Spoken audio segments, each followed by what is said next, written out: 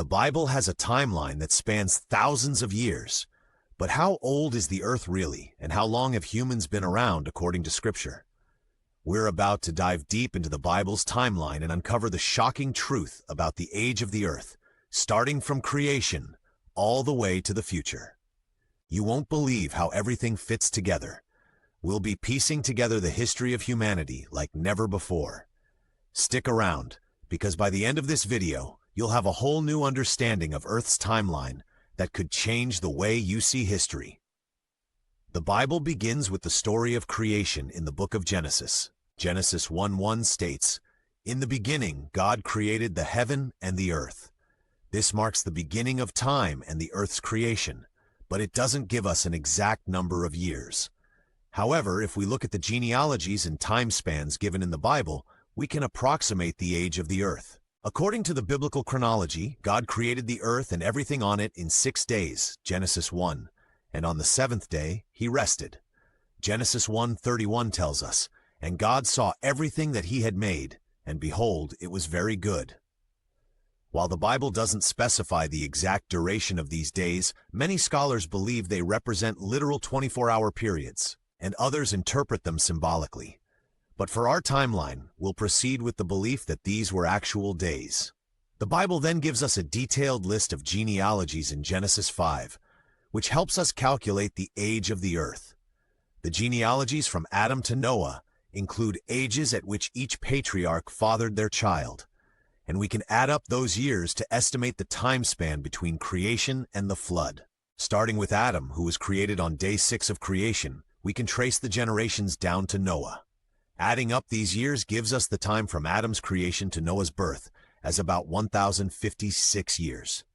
Now the flood, which took place during the life of Noah, occurred when Noah was 600 years old, Genesis 7:6, so the flood occurred approximately 1,656 years after creation. After the flood, we enter the post-flood period, where humanity begins to repopulate the earth. Genesis 10 lists the descendants of Noah's sons, Shem, Ham, and Japheth, and their nations, marking the spread of humanity across the earth. The Tower of Babel, which caused the scattering of the nations, occurred a few generations after the flood, approximately 100 years later. By looking at the genealogies in Genesis 10 and 11, we can estimate the time from the flood to the Tower of Babel as being around 100 to 150 years. This means that the earth was about 1,750 to 800 years old by the time the nations had scattered after Babel. The timeline then picks up with Abraham, who lived around 2,000 years after creation. God calls Abraham in Genesis 12, and he is the father of the nation of Israel. The Exodus, which marks the departure of the Israelites from Egypt, occurred around 2,500 years after creation. So by the time the Israelites left Egypt, we can estimate the earth to be about 2,500 years old. This period includes the patriarchal history, the life of Moses, and the establishment of Israel as a nation. Fast forward to the reign of King David around 1000 BC, which brings us to roughly 3,000 years after creation. King Solomon, David's son, would later build the temple in Jerusalem in circa 960 BC, establishing a permanent place for God's presence to dwell among his people.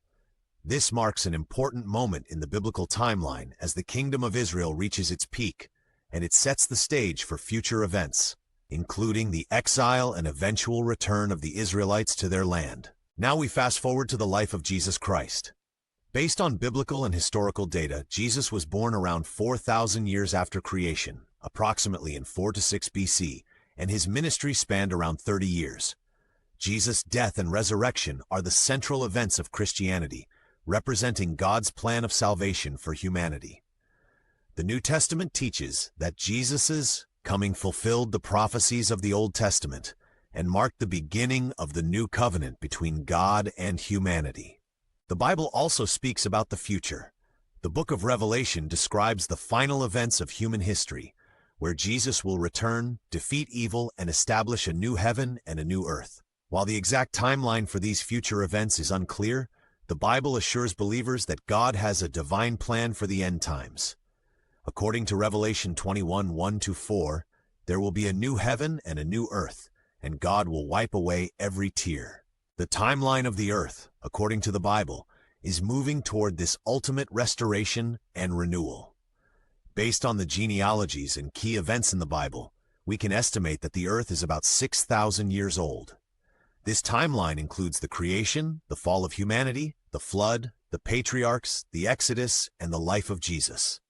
While the Bible doesn't give us exact dates in the way modern science does, the timeline it provides offers a broad but meaningful perspective on the history of the earth and humanity. As believers, it's important to understand that God is the creator of all things and that He has a purpose for humanity throughout history.